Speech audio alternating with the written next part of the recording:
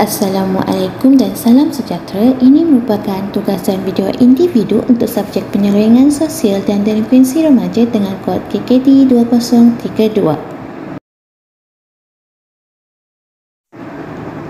Saya, Khairunnisa Izzati binti Samsudin dengan nombor metrik D20202096235 akan menceritakan serba sedikit mengenai Deviant.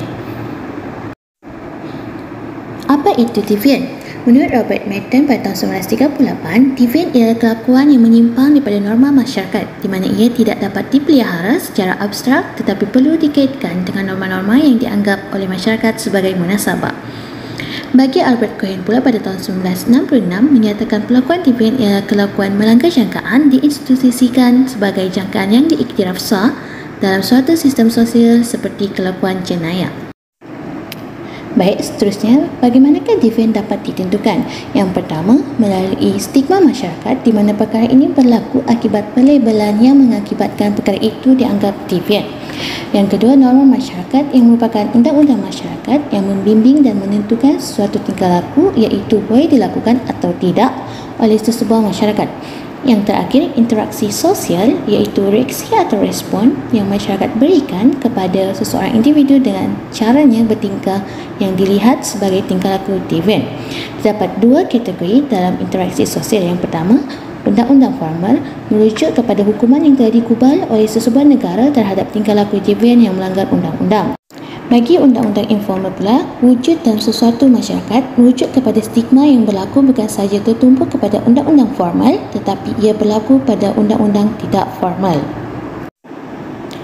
Konsep Deviant sosial iaitu terbagi pada dua, iaitu konsep objektif merujuk Deviant sebagai tingkah laku yang melanggar norma-norma masyarakat. Menurut Merton pada tahun 1996, tingkah laku Deviant merujuk kepada bahagian penting daripada set norma masyarakat dalam status sosial mereka. Konsep kedua iaitu konsep subjektif merujuk Deviant sebagai perbuatan sama ada realiti atau dibayangkan telah dilabel oleh masyarakat sosial sebagai Deviant. Menurut Ebbington dan Weinberg pada tahun 1987, Deviant bukan sesuatu yang objektif tetapi ia adalah permasalahan yang subjektif. Seterusnya, mari kita lihat teori-teori Deviant. Yang pertama iaitu teori fungsionalisme di mana Deviant tidak mempunyai peranan dalam struktur sosial. Seterusnya, teori subbudaya di mana Deviant berpunca daripada budaya kumpulan yang berbeza daripada budaya masyarakat. Teori label pula menekankan sejauh mana sesuatu kelakuan itu dikatakan atau dilabelkan sebagai Deviant.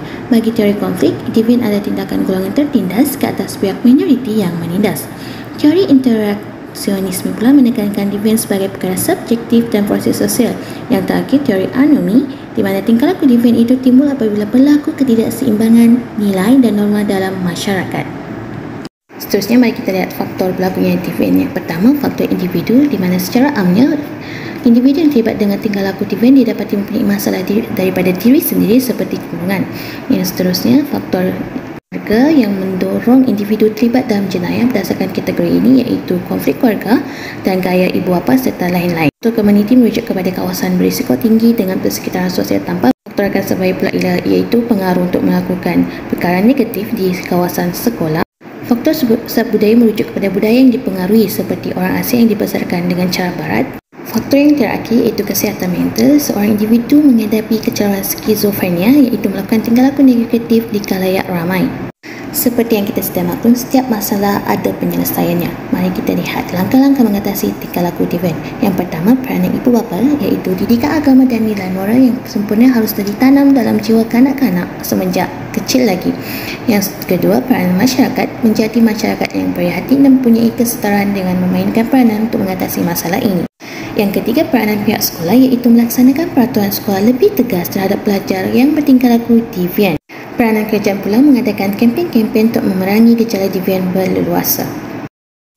Kesimpulan, tidak dapat dinafikan bahawa permasalahan tingkah laku Deviant sehingga membawa kepada kelakuan jenayah didapati wujud kerana telah banyak dipengaruhi oleh pelbagai faktor yang mengangkumi faktor dalam keluarga maupun faktor persekitar. Justru itu, masyarakat hendaklah berusaha secara kooperatif dalam membantu kerajaan serta negara memantras tingkah laku Deviant. Seterusnya, lakuan jenayah di kalangan rakyat secara bersepadu bagi mencapai tahap kooperatif yang jitu dan memastikan Malaysia menjadi sebuah negara yang aman serta selamat kini dan selamanya. Itu sahaja daripada saya. Sekian, terima kasih.